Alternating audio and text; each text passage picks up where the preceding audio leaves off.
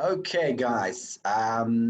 So firstly, I just want to check with you guys that you can, is it possible for you to open video? Great, perfect. As we've got a relatively small group, then it would be great to see you guys as well throughout the session. So firstly, good evening to everyone and welcome to our session. My name is Yair Paz. I'll be telling you a bit about myself in a moment. Just a few things about our session here. So our session is scheduled for an hour and a half, and we're going to spend that time together this evening. I have posted a link in the chat for something that I'll ask you a little bit later to go into. We're going to do something nice and interactive with that link, but not at the moment. Throughout the session, guys, please feel free to ask any questions that you have, either through the chat or at certain periods of time where, of course, I'll let you guys, I'll give you a bit of time to ask any questions that you might have. It's very important for me that we use this session to hear you out a bit as well and hear any questions that you might have about this topic.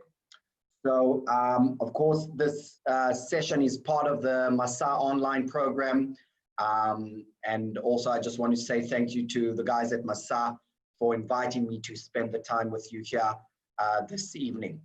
So, without any further ado, let's kind of get things started.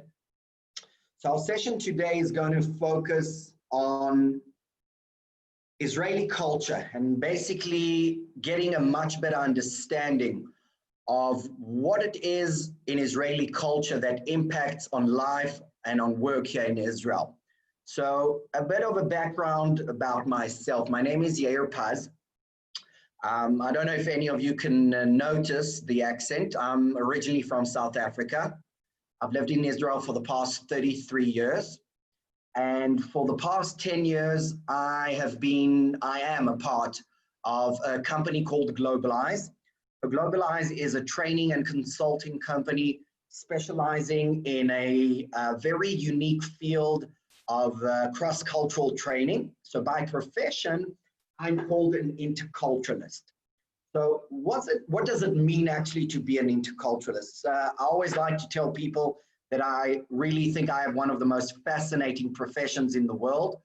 My job is to travel the world and teach people of different cultures how to interact, how to work, how to do business, how to live in other cultures or with other cultures, or in other words, what is it that people bring from their national culture into interactions with other human beings, with other cultures that will impact on basically every element that we can think of, because really culture impacts on almost every aspect that you could think of, beginning from how do people think, to how do they make decisions, how do they communicate, what's their attitude to the hierarchy or leadership, what's the attitude to things like personal space, the work-life balance, the work environment, rules and regulations, time, trust, basically almost any elements that you can think of is very much impacted by our culture. So we've been doing this for the past 20 years. We have worked in over 35 different cultures, countries of the world. So I am going to share with you a bit of our experience and knowledge. We're going to be looking at some research. We're going to be looking at a lot of examples that I'll be sharing with you, some good tips that I'll be giving to you. And of course, as I said, I want us also to have some good discussion in the session as well. So that's a bit about our session, about myself, about our background. And like always, in every session, I always love to start with a good story. And our story begins at Mount Sinai. But not this Mount Sinai, this Mount Sinai. Does anyone know where this is?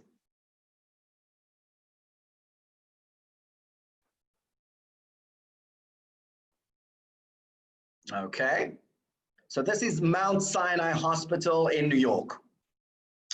I don't know about anybody else, but I didn't see any change. I still see the welcome screen. Okay, sorry, guys, what screen are you seeing? The Masa screen?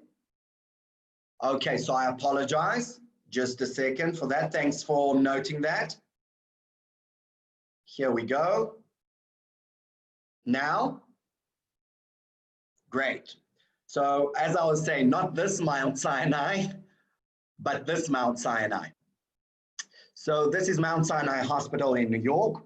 And our story begins at this hospital a few years ago as an Israeli-American medical device company gets together at the hospital after they've reached a phase in the clinical trials where they are now allowed to do a kind of a trial on a live patient in the hospital in New York. So, of course, the Israeli team flies over to New York to meet the American team there that they're working with together, and they all meet at the hospital, and they all get together on the day of the trial in a room that they had set up for them with doctors, with the whole team, the patient, everyone's there in the hospital and everyone's getting ready for this trial, and they hook up the patient to this relatively kind of small, medium medical device, and everything's ready to begin. The whole trial is ready to begin, and they switch on the machine, and the machine has a small, what you call a magnetic indicator. And that magnetic indicator starts jumping around, starts kind of going crazy. And of course, it's not supposed to be doing that. And what happens at that moment is that the guys from the United States all get, of course, very anxious. You know, they kind of in a stress about what's happening with the situation. And the Israelis decide to take a few steps to the side, and they start having a discussion there between themselves, which very quickly turns into a loud argument between themselves. And about 5 minutes after they finish this argument, they come back to the American team and they say to them, guys, we have a solution, but we need you to buy us 20 minutes. So one of the Israelis goes out running from the hospital onto the street, and he's looking for a 7-Eleven. And he goes and he finds this 7-Eleven a few blocks down the road. And he goes and he buys a tin of tuna, a tuna can. And he comes running back to the hospital with the tuna can. And he goes and he washes out the tuna can, sterilizes the tuna can after he's opened it up.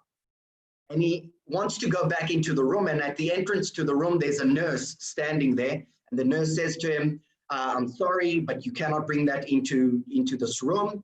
And the Israeli says to her, don't worry, it will be okay. And he goes in. And he goes to the machine and he puts this can of tuna onto the machine. And as he puts the can of tuna onto the machine goes back to work as it was supposed to work. And as the Americans are still wiping the sweat off of their foreheads, the Israelis are, of course, full of joy, and they think they've just saved the day. And as they were sitting after this incident and kind of, you know, debriefing it and, you know, talking amongst themselves, the team from the US and Israel, and the Americans were asking the Israelis, you know, guys, this whole thing of immediate solutions and being able to work amazingly under stress, you know, we've noticed this is something that you do extremely well and you do it often. Is there any way that you can teach us to do that as well? And the Israelis' answer to the Americans was, we're sorry, but you cannot export a culture. So I think that behind that story go a lot of elements that I imagine that some of you guys that have spent a while here in Israel now can relate to. And we are going to speak about some of those elements that go behind Israeli culture and what can we learn from them. And of course, what advantage can we find in them in you know, making a decision whether we would like to stay you know, in Israel and live here and work here. I think that's something that we'll have a deeper look into as we go along. So, sorry. I love to use this quote by Warren Buffett. I once heard it on an interview that he gave because I think that hearing it from such a successful business person, world-renowned business person like Warren Buffett, and how he sees Israel is definitely something that also relates to the story that we were just talking about a second ago. And Israel's place in you know, the world today of innovation and you know, entrepreneurship and the high-tech scene, of course, definitely as well. So I love this quote very much. But before we go very deeply into Israeli culture, I think it's always good first to take a step back and understand what is culture, because you know, I could have brought you probably 100 different explanations, descriptions of what is culture, but I truly believe in keeping things short and simple. So basically, this is the way that we see culture. What makes up culture? So to begin with, any culture is firstly made up of values. Whatever culture we are talking about, and it doesn't matter if we're talking about a national culture, a corporate culture, an industry culture, a professional culture. Every culture is firstly made up by a set of values. Those values are the foundation of the culture. Without no values, there is no culture. The values are what make the culture. First and foremost are the values. Now, one of the most interesting things about values is that in many cases we'll find, of course, that different cultures of the world have very different values. But in many cases, we'll also find that different cultures of the world have similar values, but where it becomes a little bit more complicated is in the way that these different cultures interpret that same value. How does it interpret in day-to-day life? What are the behaviors that go behind that value? In many cases, we'll find that the way that you know, Israelis behave and Italians behave, having the same exact value sometimes, can sometimes be very, very different. So we always must be aware of people's values because that's the foundation of any culture. The second thing that is culture is identity. Identity meaning that there is something that makes us unique in this world. And as I've traveled the last 10 years around the world, working with people of different cultures of the world, different organizations around the world, I've yet come across the culture or the person that just wants to be like everyone else. Everyone wants to have something that makes them unique, that makes their culture unique, and that's their identity, of course. So people and cultures, they don't want to lose their identity. And that's something that's very, very important, especially in the globalized world that we are living in, where it's actually a post-globalized world these days now, not because of the corona, but globalization started about 30 years ago. So today we are in a post-globalized world, and yes, the world has become a little bit more of a global village, and yet still cultures want to maintain something that makes them different from others, something that makes them unique in this world. And of course, as I said, culture is also behaviors. So we like to call it a group habit. In other words, this is a behavior that by that culture to behave like that is accepted and familiar to them, to behave in that way. Now, for someone that's coming from the outside, that kind of behavior can sometimes look very familiar, just like we do things back at home, and then it's very easy, very comfortable for other cultures. But in many other cases, it's a very different behavior, something that looks very weird, very strange, sometimes wrong. And then it's where, of course, things start to get also a little bit more complicated. So we must always remember that that kind of a group behavior is very much accepted and familiar by those people. And that's why we like to call it a group habit. So the way we like to see it is that culture is the way we do things around here. The only thing that we must always ask ourselves is, who's we and where's here? And as we go along, we'll understand a little bit better who are the Israelis, and also what does it mean to be here in Israel? What are the effects of living in Israel? So whenever we're talking about different cultures, we must always take in consideration what we call the 3 ground rules of cultural interactions. No matter who you're interacting with in the world, no matter who you're communicating with, working with, there are 3 basic ground rules that we must take in consideration at all times. The first is the dangers of stereotyping. Now, the true problem with stereotyping or generalizing is not that the stereotype is incorrect, as Chimamanda Adichie says in a great TED talk that she gives about this topic.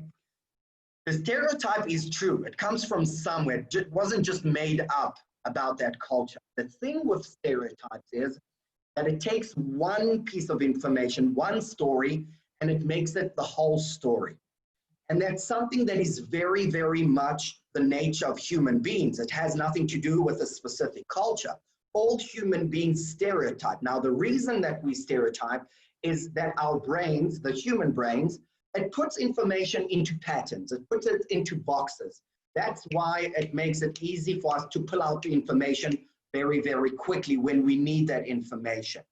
Now, if I had to pull out that information every time, and I had to start thinking and kind of reflecting on what do I know and what's the truth behind of what do I know and do I have all the information? Of course, that's not something that most of us would do. And that's why a lot of us tend to stereotype in many, many cases. But as I said, it's not that the stereotype is entirely incorrect, but there are many, many other things that we are not aware to that make up who this culture is, and it's not just that one thing. Wendy, I see that you've raised your hand.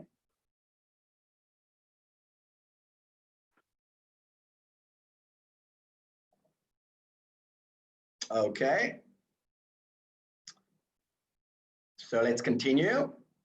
So as we said, the danger of stereotyping, and we must be very cautious when we talk about the typical Israeli, the typical American, the typical Indian.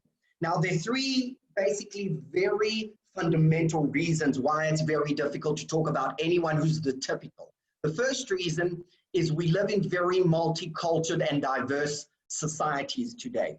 And in a multicultural society, it's very difficult to talk about anyone who's the typical. The second reason is we're made up of very different layers. It's not just where I was born and where do I live that makes up my culture. There are many different other aspects that will impact on a person's life. But the third reason, and probably the one that has the most impact of them all, is at the end of the day, we are unique human beings. And as unique human beings, we might be a bit different. Our personality is a bit different from our culture. So let me give you an example of what I mean. As I told you right at the beginning, I'm originally from South Africa, and I've lived in Israel for the past 33 years, almost, since we came from South Africa. And I'm a very proud Israeli. I love my country, I love my culture. And one of the things that I've noticed, of course, over the years in Israel, and I'm sure that you guys maybe have noticed this as well after spending a while here in Israel, that Israelis have a very flexible attitude to time. Israelis are not the most punctual people in the world when it comes to time. Scheduling things, when does a meeting start, when does the bus arrive, when does the, I don't know, movie start, many different aspects of life. I'm sure you've noticed that Israelis are quite flexible when it comes to time, and they're not very punctual. However, I have never ever been late to a training session or meeting in my entire career. Why? Because I'm neurotic about time. I always say I'd rather be 1 hour early than 1 minute late. So, does it mean that every Israeli is late and never on time? No. But is there a tendency for Israelis to be late, to be flexible with time? Yes, there is definitely a cultural tendency.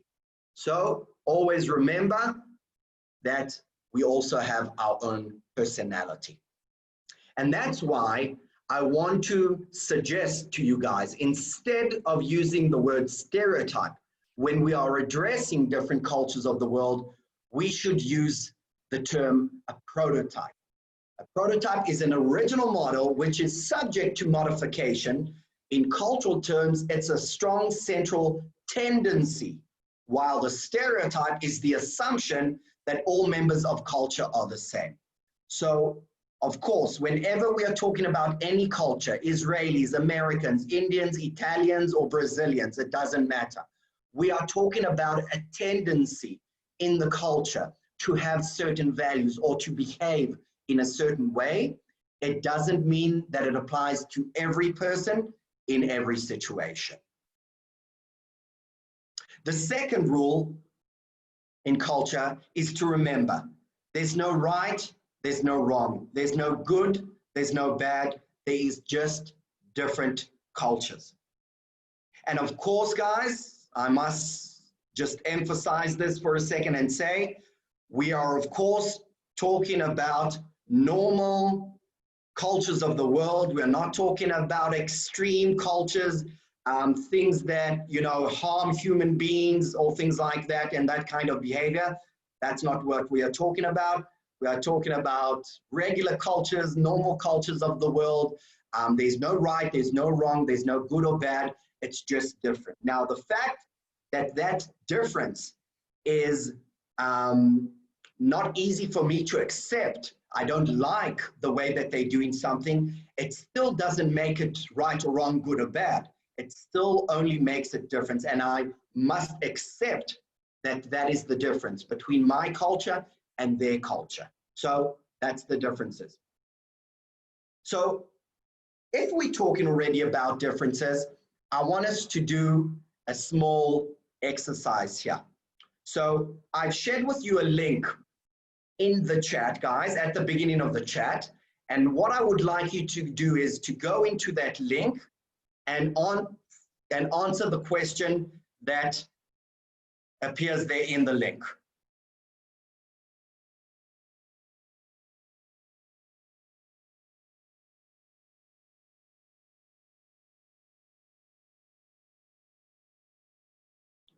Just a second.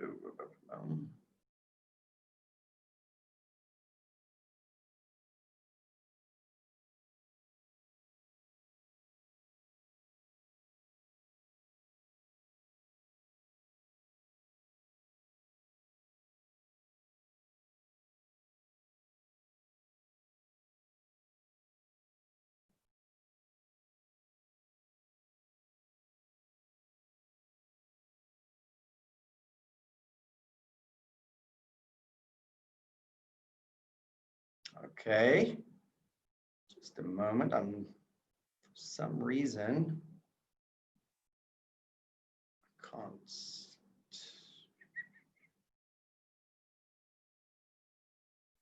There we go.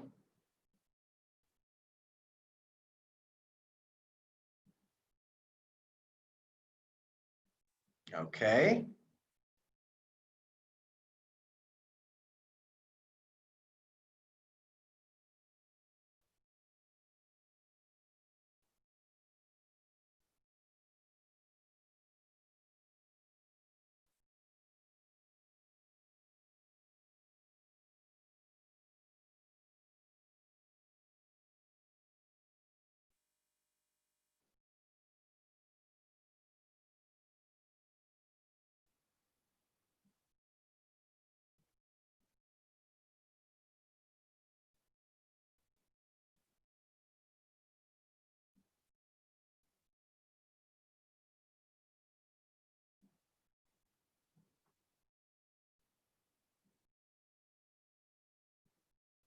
Okay, guys, so I'm hoping you've all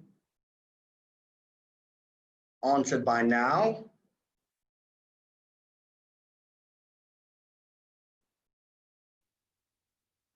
And now I'm just trying to bring up the answers, and for some reason it won't allow me.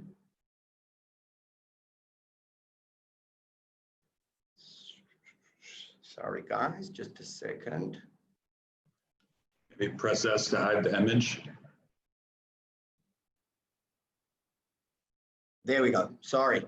Thank you for that. There we go. Okay, so let's look at what we have. So people wrote things like openness, warm, relaxed. The bigger the word is, it means that a few people mentioned the same word. Okay, so we see warm and relaxed, direct, great. We've got some good things here. Party, friendly, freedom, proudness, aggressive. Okay. I like that people consider aggressive to be a positive thing. Okay. So we got some great stuff here, guys. And I think that definitely there are a few things here that we are going to discuss in our session as we go along. But I'm looking at a second at one that kind of pops out, and I want to ask you guys here. Direct. So for those of you who wrote direct and you like the directness, if you can give us an example of what do you like in the directness in Israeli culture?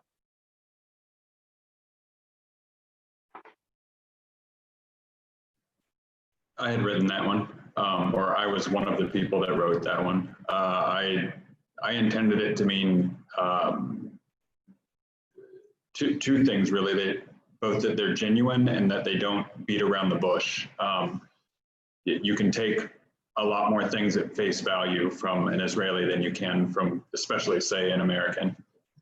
Okay, so that's great, and it's great also that you can see it in kind of comparison to where you come from, to your culture, and definitely we'll see it a little bit later in even a bit of research. That element of communication. Anyone else would like to add on to that?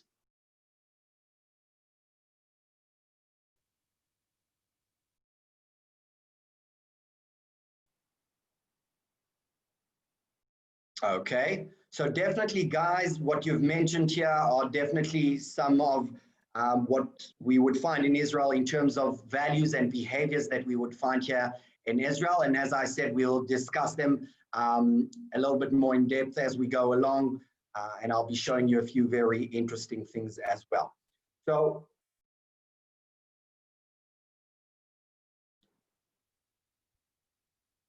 just a second, guys. I'm just going back to our presentation.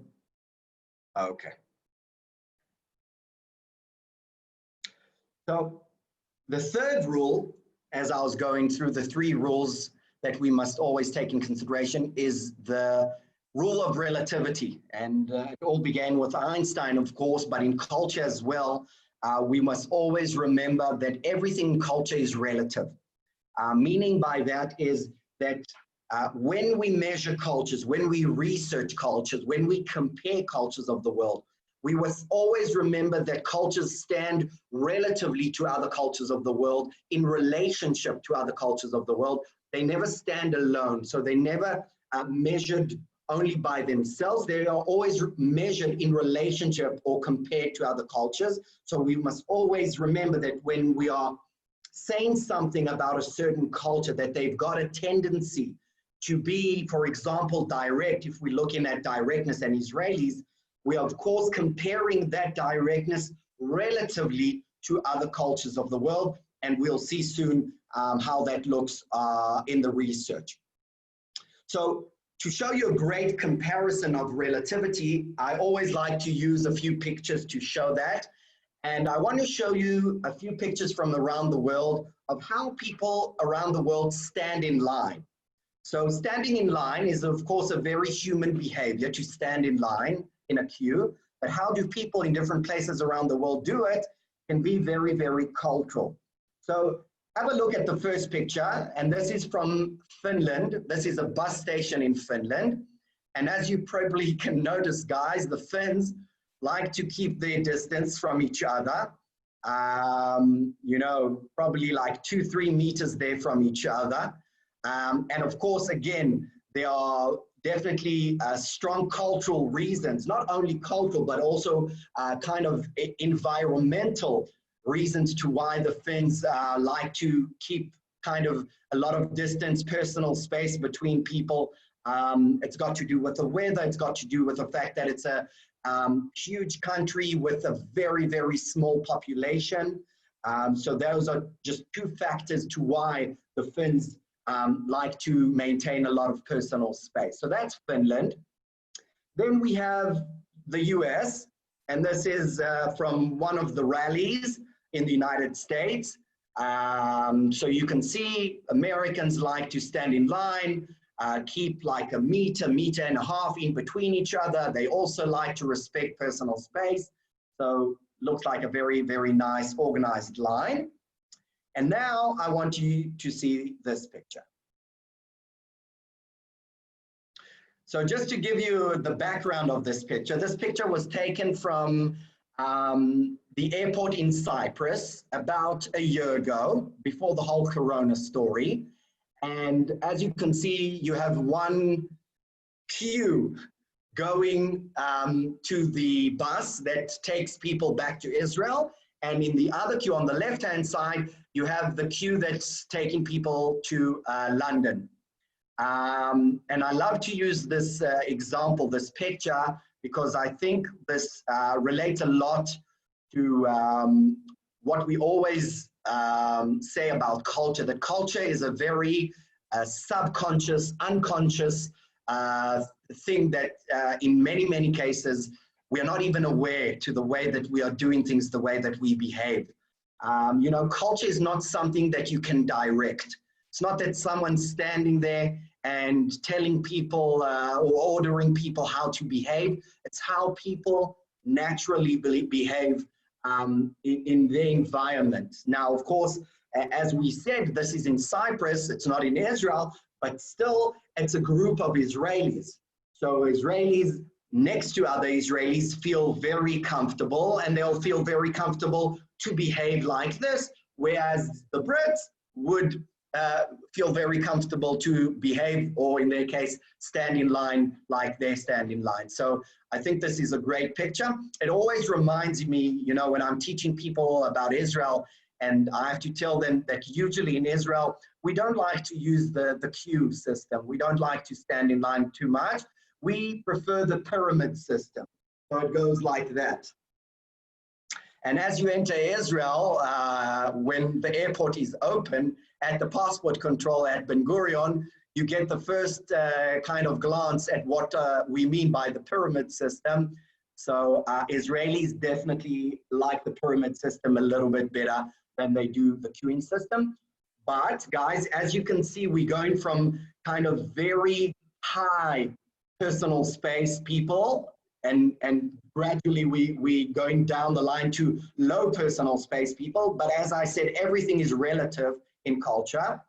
because this is India. And if you think that Israelis stand close to each other and like to touch each other, you've probably never been to India. Guys, Indians will get on a bus or on a train in India, if you've ever been there, and sometimes if there's no space, they will sit on each other inside the bus or in the train. So culture, as we said, is very, very relative to other people. So one of these elements that we research a lot is this whole element of attitude to personal space. And as I was telling you, everything is relative, and these variables of culture allow us to examine that relativity. So going from the very high personal space cultures of the world to the very low personal space cultures of the world, I'm just showing you the research that goes behind this. So at the very, very end of high personal space, we can find people like the Japanese, then people like the Scandinavians, Finns, and other Scandinavians, as I showed you, Eastern Europeans, Italians and Israelis, they're at around 4, India, Africa, sorry guys, USA and Canada. So this gives us kind of a very broad kind of glimpse into the research and where different cultures of the world are positioned.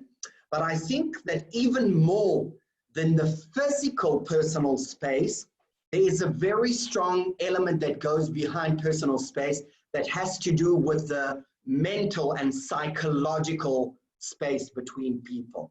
And as we look at a culture like Israel, and I'm sure that you guys have experienced this in Israel, Israelis, not only are they not big on personal space that is physical, but I think even much more so, they are not big on the psychological, mental kind of personal space distance between people.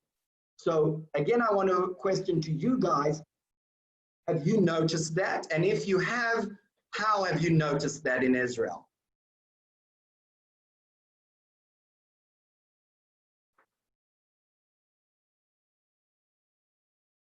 Anyone, any experiences in?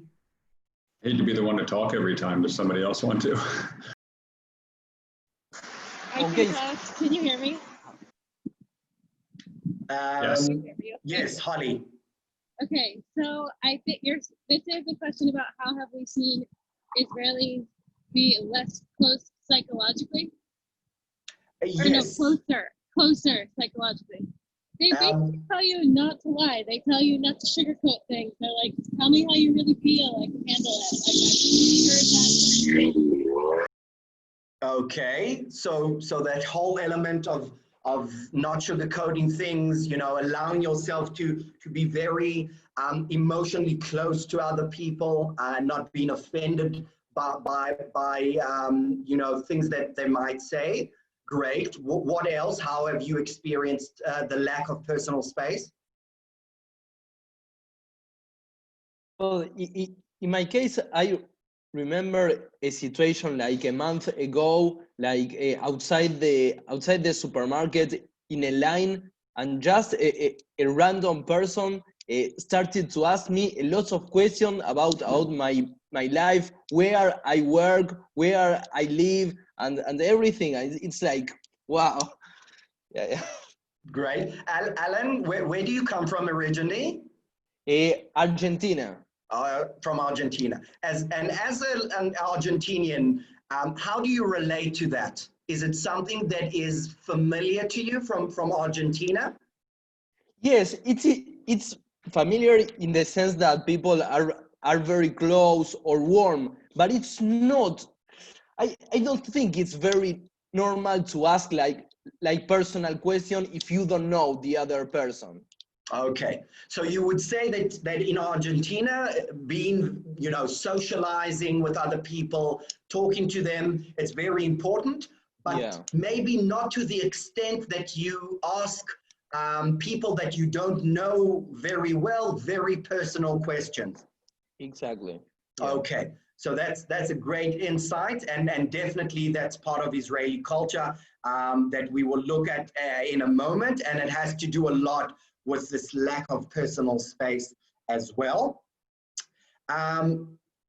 Before we get to that element, which I'll get back to in a moment, I do want to talk to you about a very important element that I think is important for all of us to know and to take in consideration in general, no matter what culture we are talking about, but especially to reflect maybe on our time here in Israel. And that has to do with the whole element of core and flex in culture.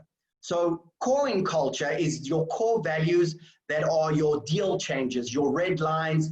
You know, we say sometimes over my dead body kind of values that no matter what, you're not prepared to change. And their solidity is your strength. The fact that you have those values that you will never change no matter what is what makes you culturally strong. The flex in culture is what you are prepared to adjust or change in order to fit with other cultures.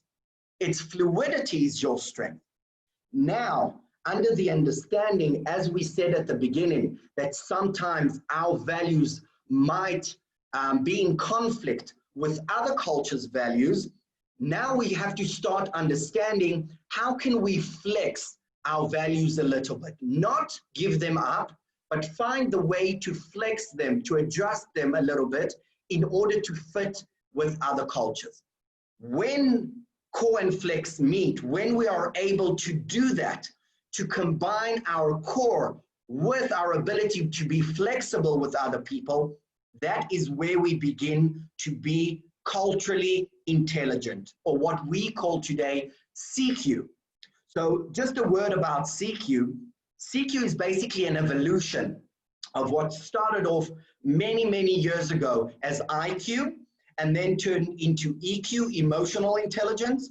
And about 30 years ago, when globalization started around the world, a bunch of researchers that were working with global organizations started through their work with those organizations to identify that even when people had been emotionally intelligent, they had those skills of being emotionally intelligent with other people, in many cases, when it came to interactions with people from other cultures, that emotional intelligence was not enough. Or in other words, they still came across a lot of problems, a lot of misunderstandings, a lot of conflict with other people.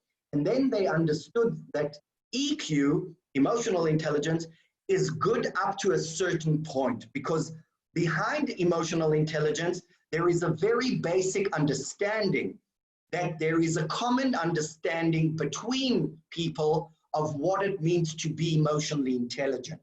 But what happens when two people from two different cultures come together and they both have a very different understanding of what it means to be culturally intelligent? Then, of course, we can find clashes between cultures. So that's why they had to develop this skill, which is called CQ, cultural intelligence.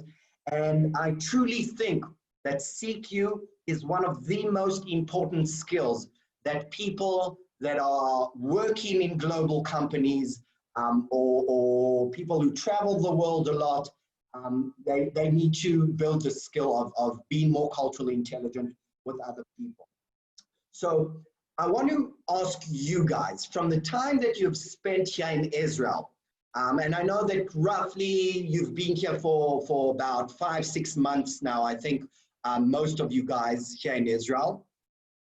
What have you found that you have had to change in your core values, not to give up the value, but to adjust it to the Israeli culture, to the time that you have spent here in Israel, which you felt that you kind of had to work on with yourself as you were going through your time here in Israel? Can anyone suggest?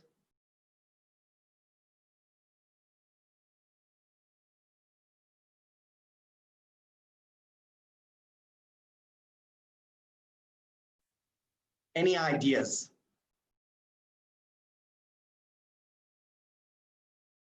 what, you found that was very kind of different in your values that you came with to Israel. And over a period of time, you found yourself needing to adjust that value to the way that things happen in Israel.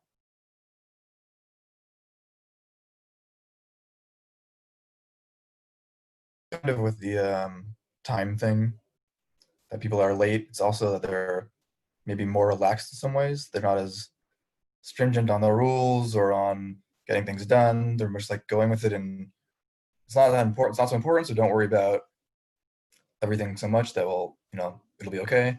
I'm a relaxed person, but some things I'm not. I'm very uptight about certain particulars or expectations, and I had to it took a long time for me to realize that, like, it's okay. You don't know the schedule yet, but you'll get there and it'll be okay. And like, they may not be doing the best job, but they're doing okay. And it's just like, don't expect people to work very hard for things that you think are important if they don't think that's also important. That they're like mostly just doing it, and the kids aren't behaving all the time, and they're late, or the food's whatever, but like, it's fine. Yeah, בסדר. Can. Okay, great, Isaac. Thank you. Anyone else would like to share, reflect on that?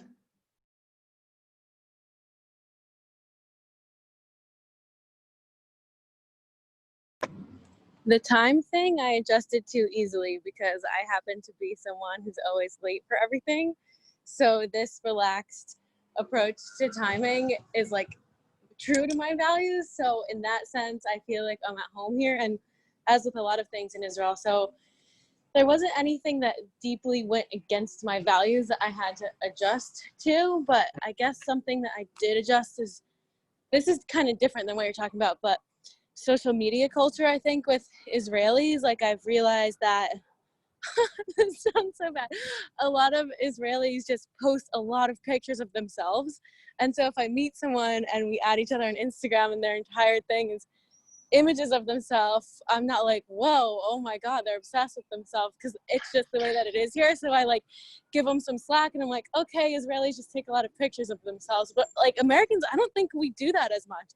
So that's something that I've adjusted from being like, oh, they're superficial, to, okay, that's how it is here with the way that they have their online presence.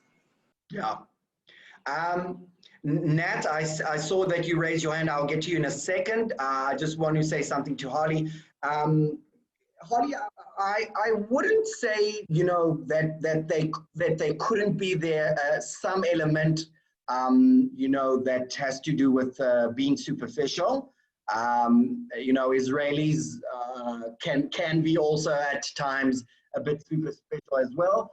And I could definitely see and say that the generation of today, the young generation of today, with all the social media, Instagram, TikTok, things like that, definitely I would say that the influence there of that kind of media has had some influence on that generation as well. But still probably, not to the extent maybe that we would find in other places in the world. Because even if Israelis do behave like that, usually it does have a genuine reason behind it.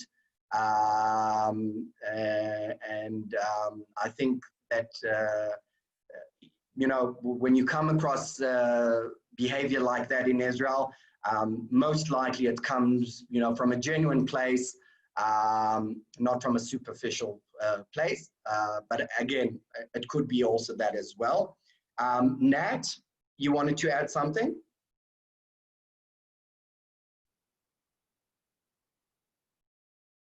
No, that was an accident, sorry.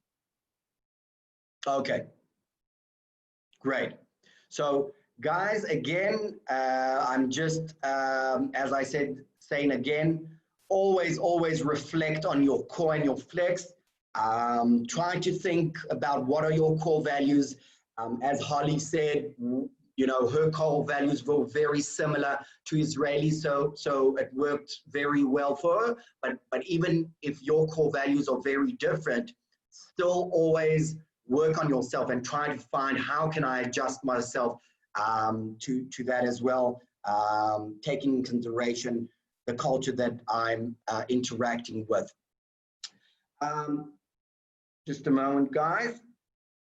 Okay, I was just looking at the chat for a second. Okay, great.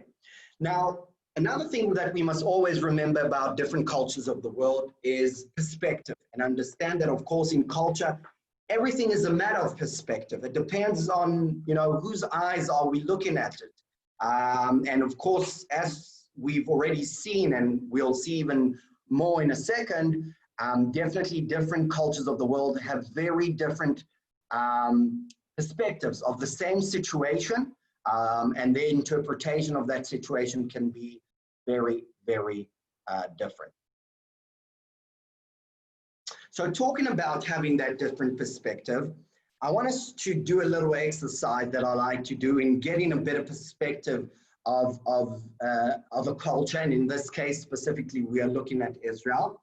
So this is a map of Israel, and I'm sure that you've all seen this map and know how Israel looks like throughout the time that you've spent here. And you all know that Israel is a very small country. Usually when we compare Israel, and of course Israelis like to compare themselves in many cases to the Americans, and when we compare ourselves to the United States, so Americans or Israelis would tell you that Israel is about the size of New Jersey. But I can tell you guys, I don't know if you know what that is Lake Michigan, and that's Israel. So Israel is roughly about 40% of Lake Michigan. Okay, so let's try and understand what kind of a perspective would people that are coming from a very, very big country like the United States, like Argentina, I don't know where maybe other people here that have joined our session are coming from, but I could imagine places maybe like Canada or other places in Europe, which in some cases are sometimes more or less the size of Israel, but in many other cases are much bigger than Israel. And understand that, of course, living in a huge country, not only the size of the country, the size of the population, where are you located in the world? What's your positioning in the world? Who are your neighbors? What are your resources? What's the weather like? All those different macro elements that we must take in consideration that, of course, have a lot of impact on a culture will definitely have a very strong influence on people's perception of life and what's happening in life. So before I show you, I want to ask you guys, after spending a time now in Israel, what is your perspective now after you've spent some time in this very small country, knowing where Israel is positioned in the world, knowing kind of, you know, what kind of resources we have or don't have in many cases. What do you think is the perspective of people living in this country, or what is your perspective of people living in this country, of Israelis?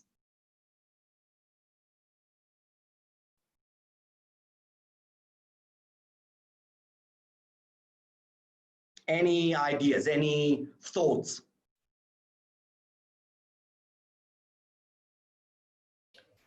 Well, I work with kids, so a lot of them just don't know very much, especially like I think it was yesterday I talked to a kid who asked me which famous people came from America.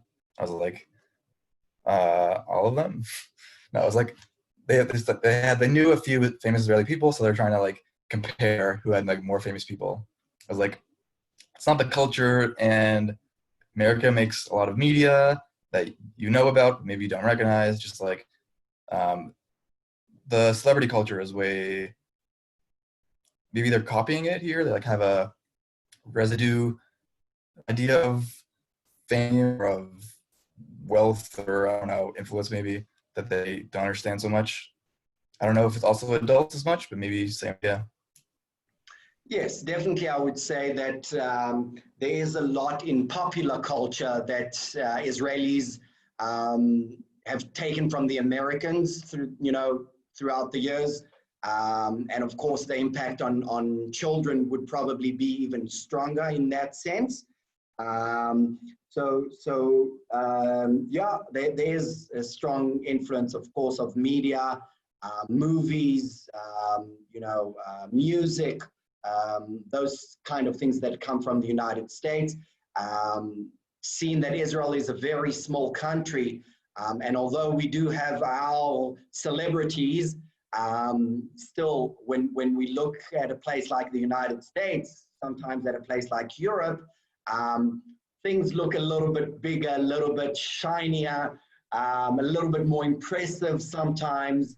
And yes, because we are a small country, we do like to kind of make those comparisons a lot to others as well.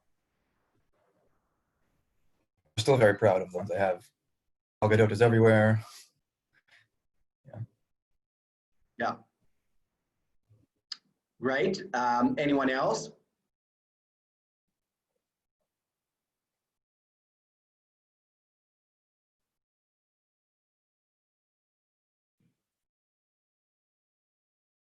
Okay, so I'll share with you guys a few insights.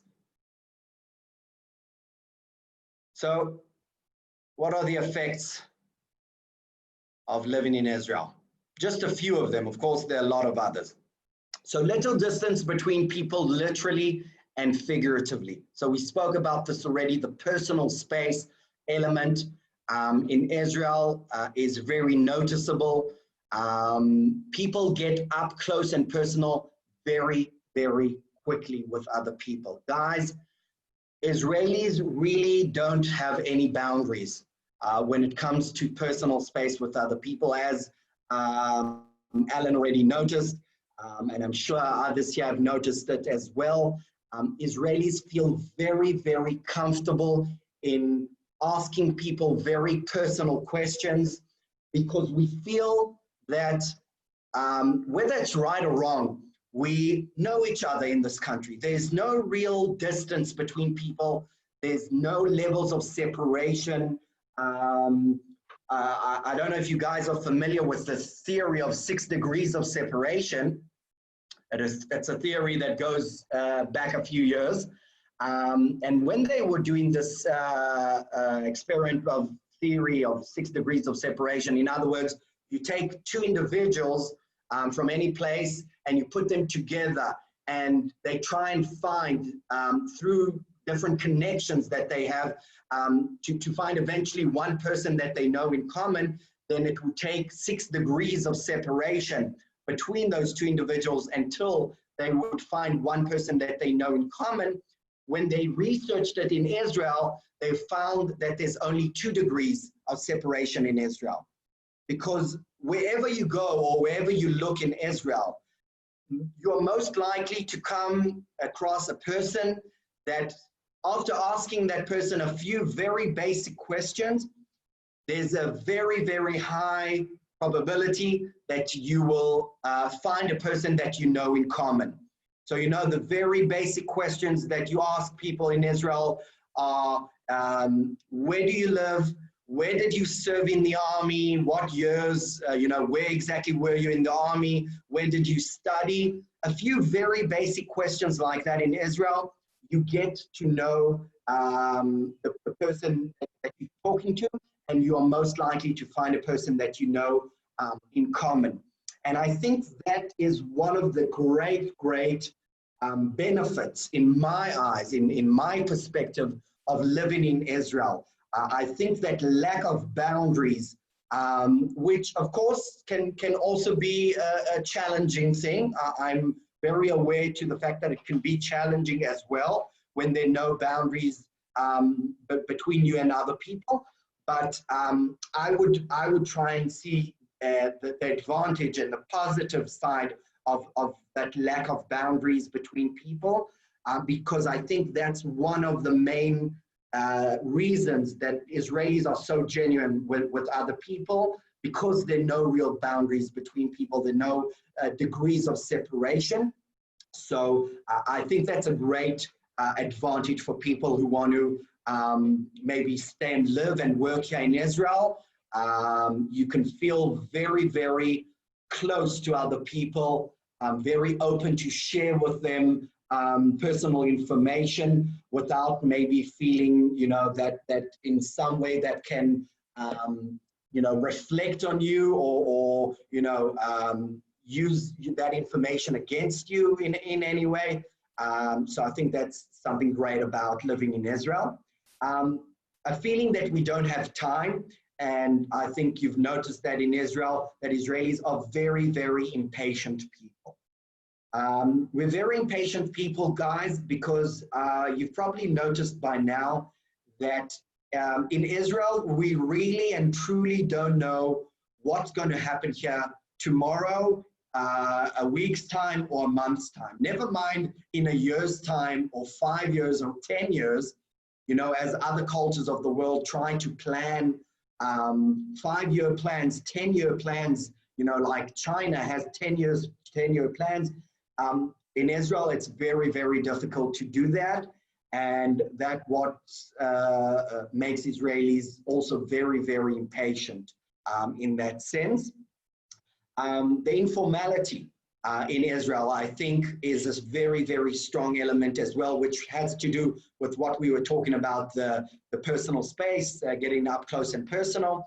But from the whole thing of informality in Israel, it goes way back in the history of this nation.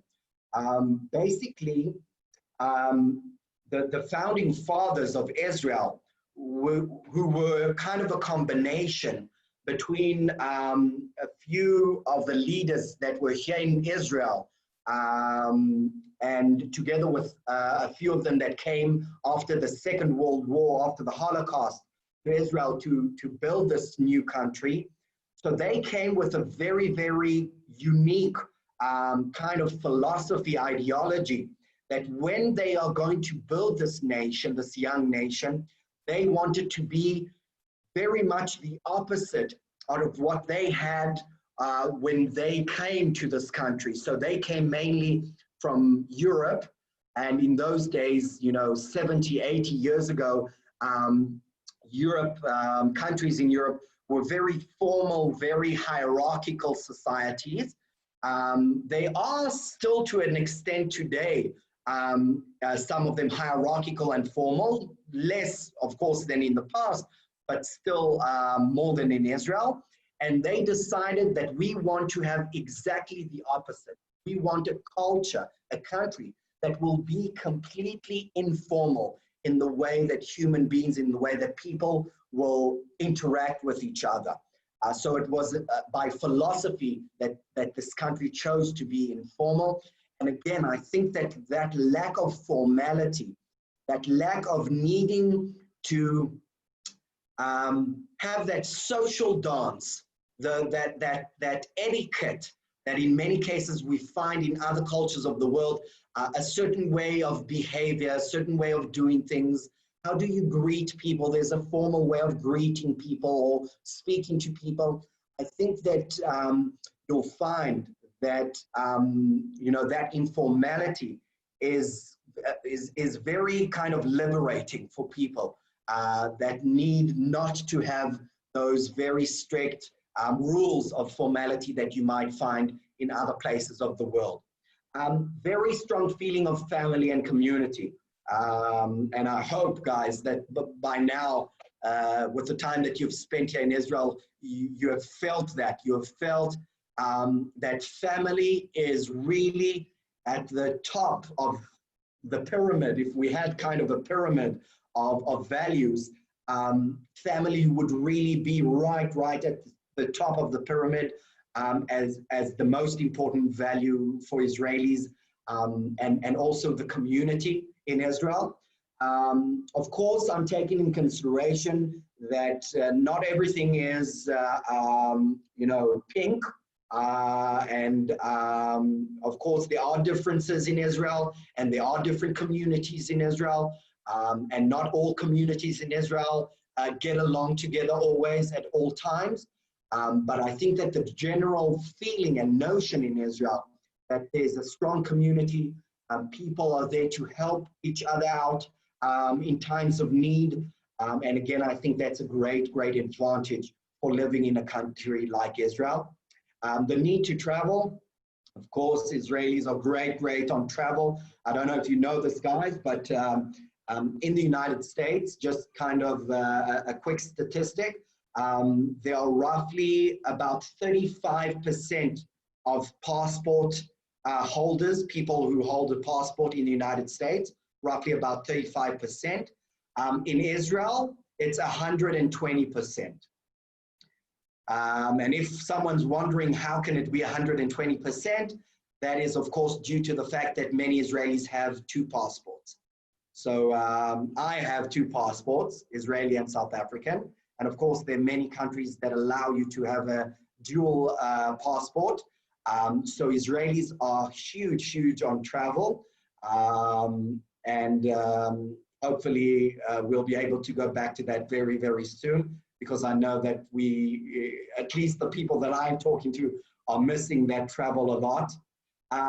Defensive aggressive, yes, definitely. Living in a country like Israel with the situation that Israel has does definitely put people on a bit of a defensive aggressive kind of mode, you know, because of the surroundings, because of our neighbors.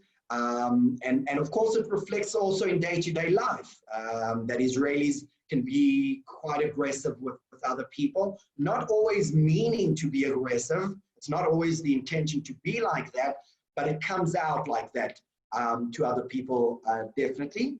And constant changes. So together with the, sorry, just a sec. Together with the whole issue of time and not knowing what's going to happen and being very flexible with time, of course, Israelis might change their minds very, very frequently. And we're very, very kind of accustomed to a lot of change in this society. So we've seen quite a few things here, that some of them could be kind of positive and could be an advantage for living in Israel, but others could definitely be a challenge for living in Israel. So I want us to go on to our second question, and I'll ask you to go back to the link that I shared with you guys, and to ask you to quickly answer our second question. What do you find challenging about Israeli culture? Maybe even, as we said, that is different from your culture. Thank you, Isaac, for posting it again, the link.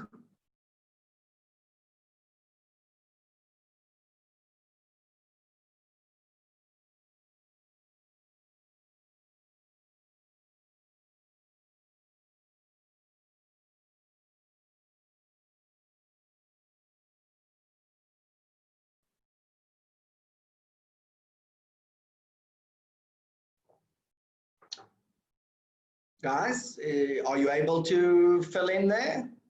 Answer the question? Okay, yeah, now I see that one person has finished, so let's give it a few more moments. I'm having trouble coming up with 3. Wow. Well, I'm taking that as a positive thing.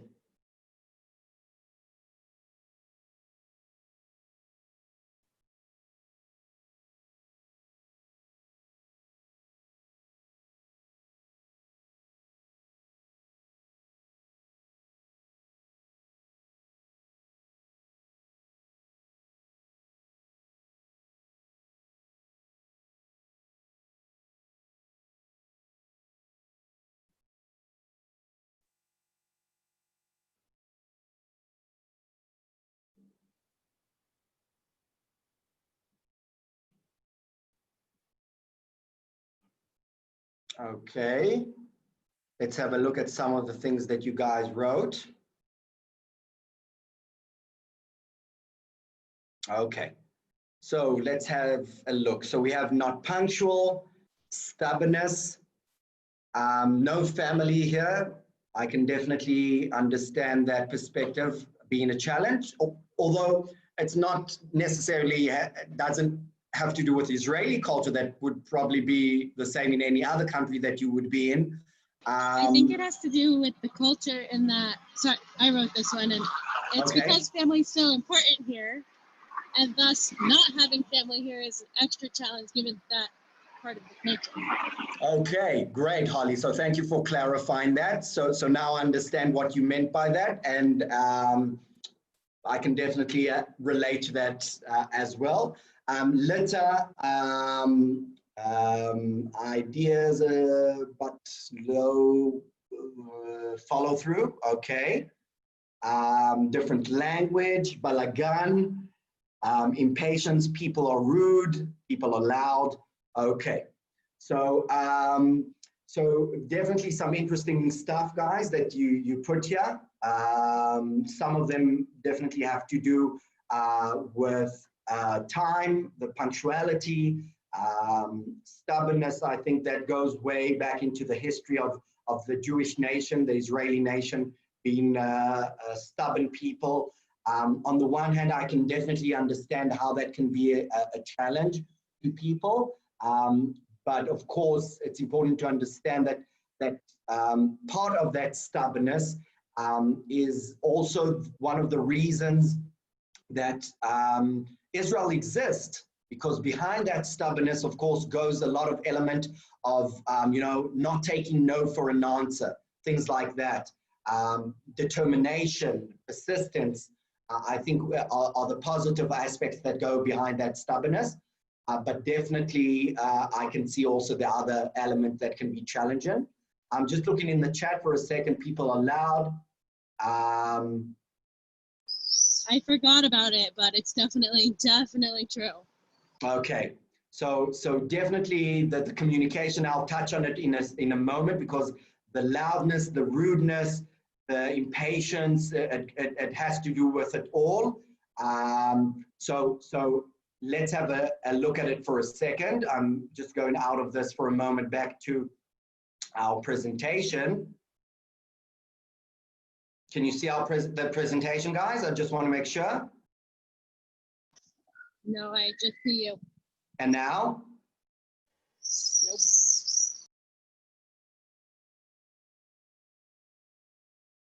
Just a moment, guys. I'm sorry.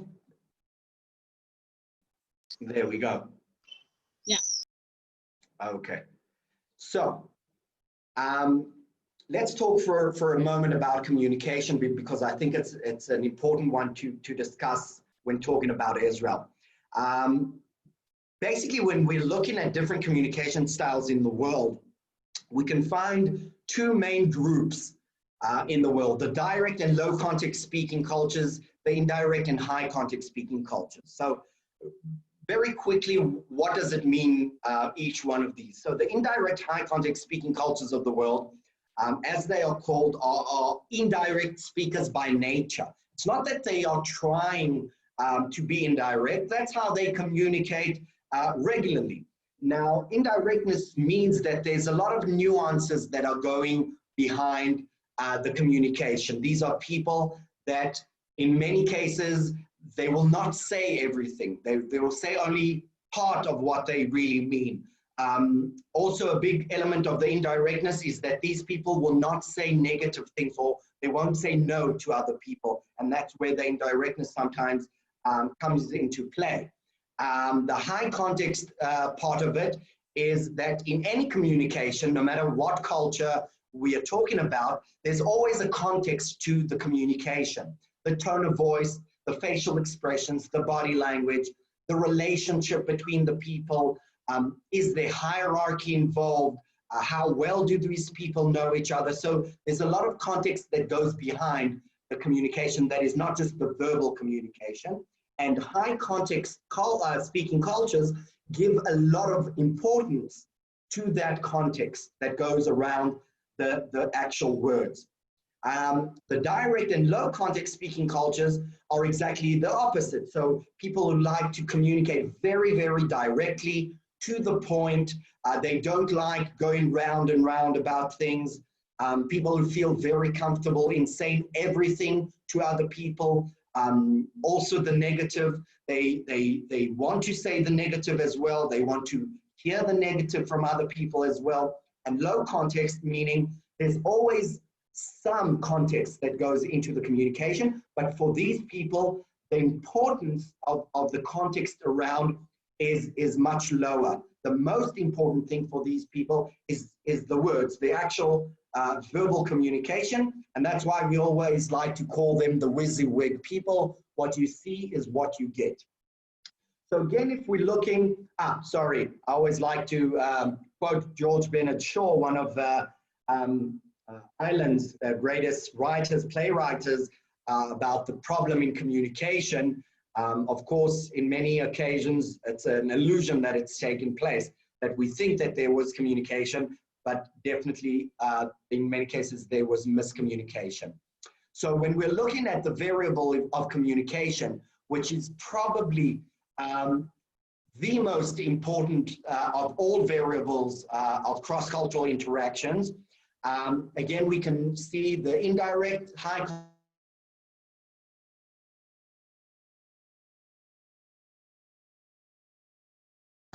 So right at the top right hand, we can see that the indirect high context are the Japanese, the most indirect high context speaking people. In other words, the chances of you hearing a Japanese person saying no to you or saying something negative to you are really slim to none.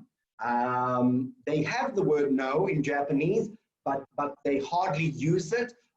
They use it for very specific situations in life.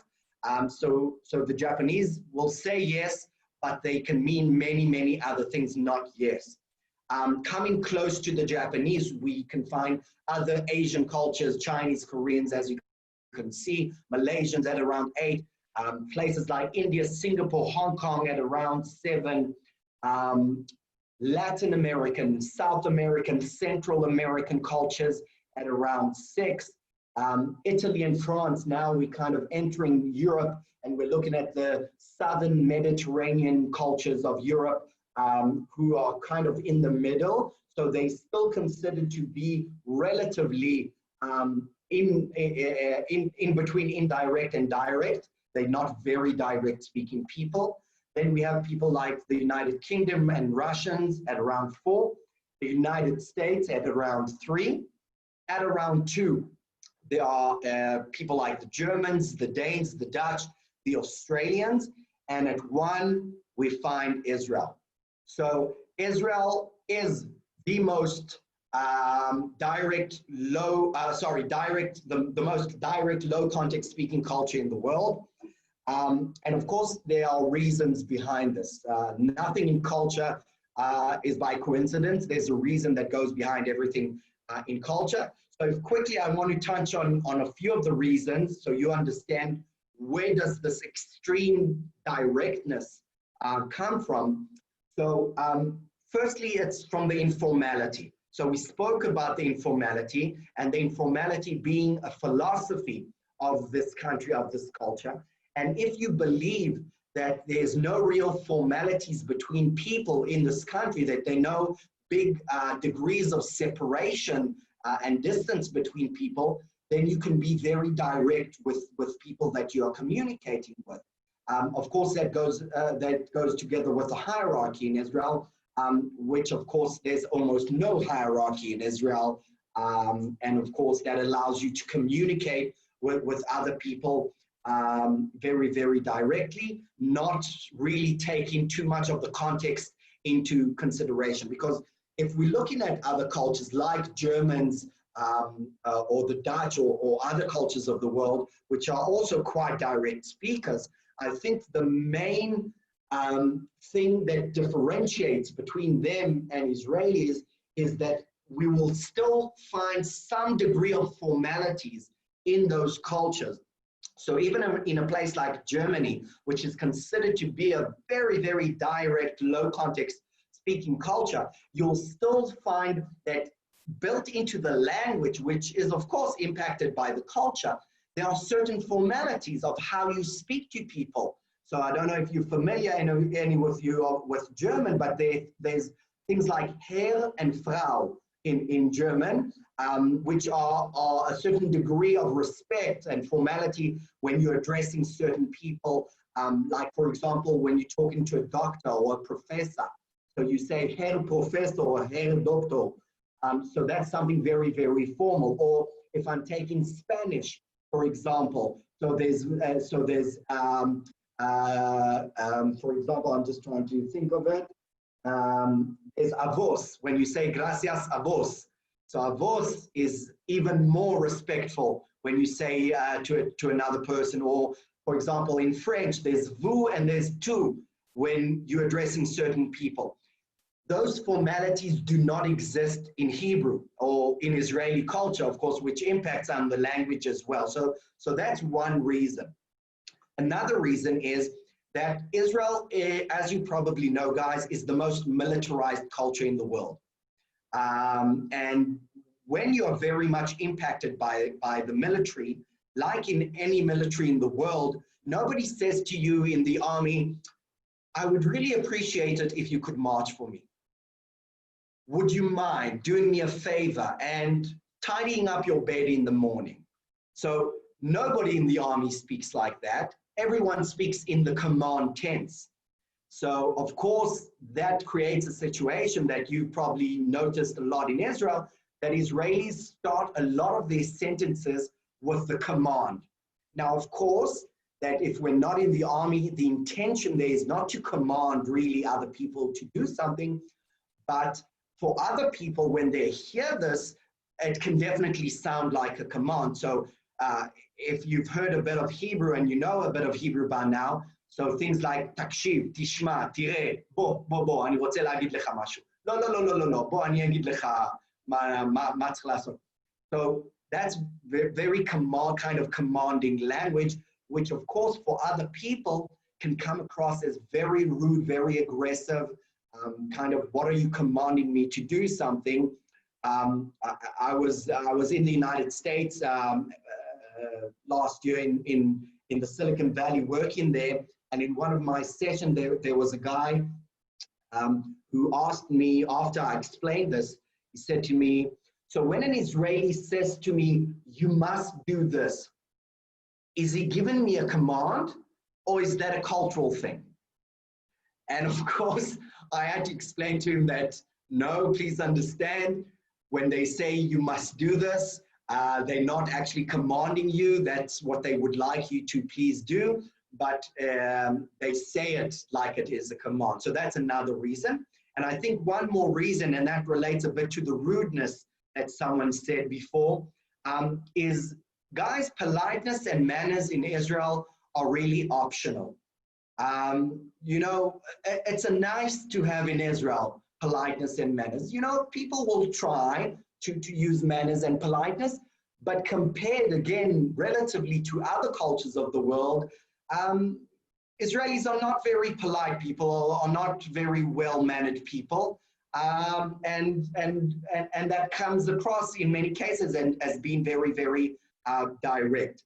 I'm just referring a second to the chat, guys. Which came first, Hebrew way of speaking or army way of speaking? So of course, Hebrew came before the army in Israel. If you're familiar with the founding father of modern Hebrew, Eliezer ben Yehuda, so he came a little bit before the army in Israel was established. Okay, guys, I see that there's someone that already has to leave. That's perfectly okay. We're going to end in a few moments. So those are just kind of a few insights into why Israelis are so direct. And of course, into that, we can also add the whole element of chutzpah, which is a very kind of unique attribute to Israelis. And of course, there's positive chutzpah and there's negative chutzpah.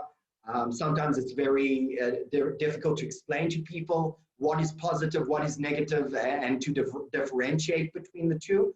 But if I had to give a quick example to the negative aspect of chutzpah, so for example, that relates a lot to sometimes the personal space aspect, and it always reminds me of a scenario I had here in Israel a few years ago when I was standing at an ATM to pull out some money, and the next person is not standing behind me in line, he's standing next to me, like really literally a meter to the side, to my right-hand side. And even for me, after living in Israel for so many years, that's a little bit too much for me. And I turn to the guy and I say to him in Hebrew, סליחה, אתה רוצה אולי גם את הקוד הסודי שלי? Do you want my PIN code? And the guy looks me straight in the eye and he says, כבר יש לי אותו, I already have it. So, of course, I know that he didn't have it because I hadn't punched it in yet, but that's kind of the chutzpah, the negative chutzpah that we are talking about, that rudeness, that cheekiness. Of course, he took a few steps back, and that's how we ended the story. But of course, in other places in the world, that story might not have ended so nicely like that. So that element of chutzpah is definitely a strong one in Israel. So guys, I do want to leave us maybe 2-3 minutes for the end of our session to allow for any more questions for you guys up until this point. Anything that you would like to ask that we didn't speak about, any kind of thoughts that you might have while considering, you know, your next steps.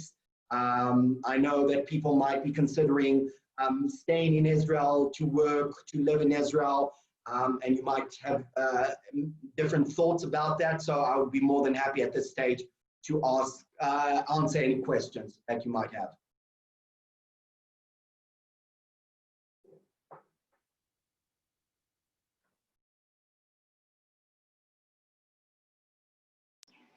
I have a question.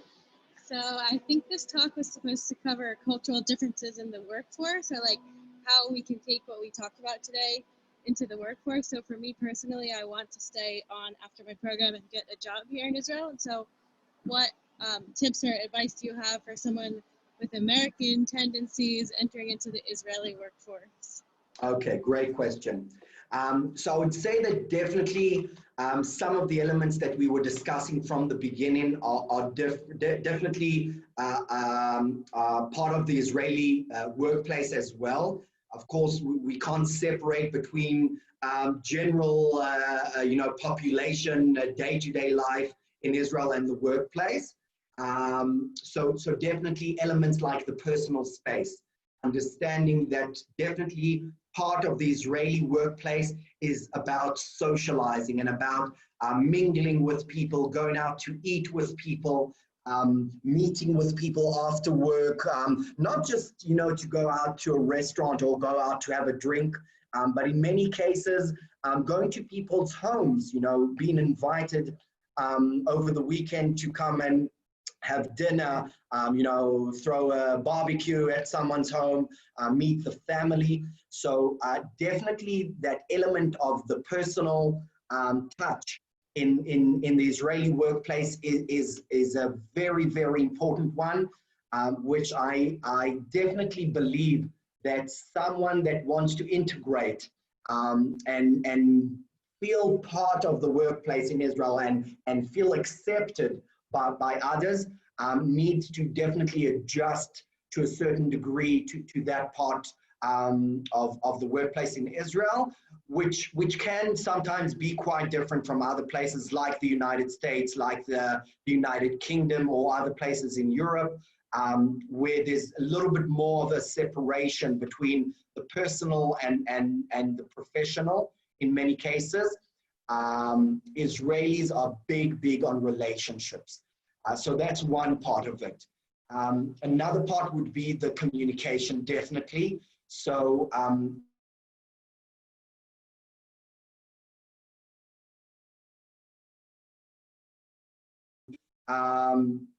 genuine, very sincere in what you're saying to people, to feel very comfortable in saying also negative things to people. If you disagree, if you have a different opinion from other people, you should definitely tell them. You shouldn't shy away from expressing your opinion in front of others, even in a situation where your manager or someone, you know, in a senior position in the company is present. You should definitely express your opinion as well. That is definitely something that is very welcomed in Israel and also expected by colleagues and even by your managers. I think one of the most challenging aspects for Israelis when working with other cultures of the world is in discussion when they don't hear the other side, when they don't hear people's opinions on the other side, people are not expressing what they truly think and what they truly feel. That can be very frustrating for Israelis because they want to hear you, even if it's negative, even if it's something that contradicts what I said. It's important for the Israelis to hear you so they know exactly where you stand. Israelis, please remember this, guys, are not good with ambiguity. That's not a strong part of Israeli culture. Israeli definitely need to know where they stand with other people. So always be very, very sincere, direct in your communication. I'm not saying by any means that you have to be aggressive with people, because sometimes people try to kind of copy Israelis in trying to be aggressive, and they sometimes overdo it, and then they can come across a bit, offensive.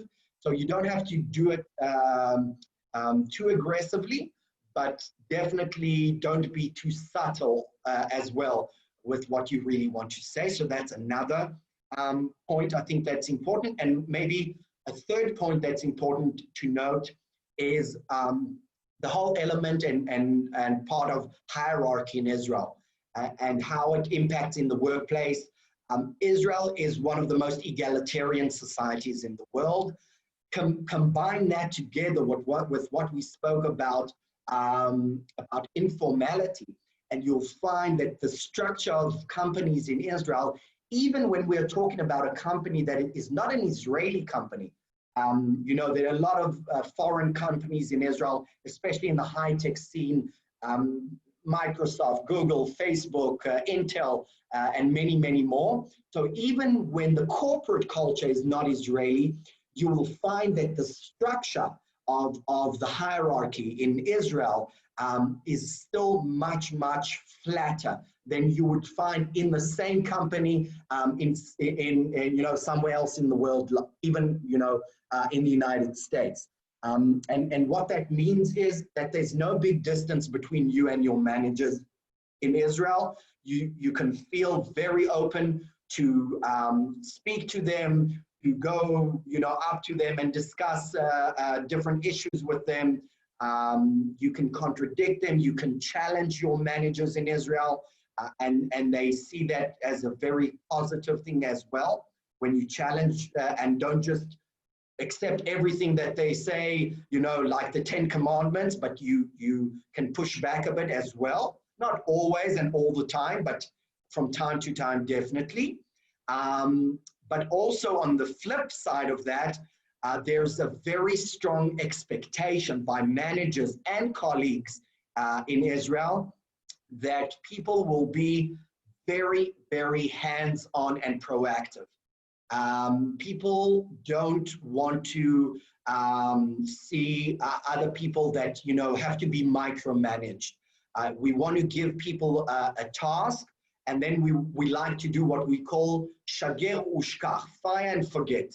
So I give my team a mission. I give them a set of instructions, what I need them to do, and I put a lot of trust in the fact that they'll go and get it done. They'll be very proactive. They'll think very kind of out of the box, rosh gadol, if you've heard that expression is in Israel.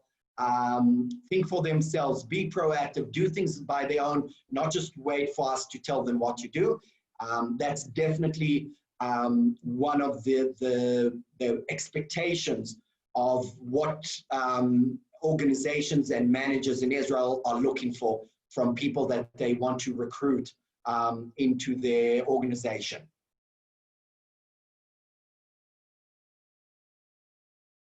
Anything else, guys? That was really helpful. Thank you.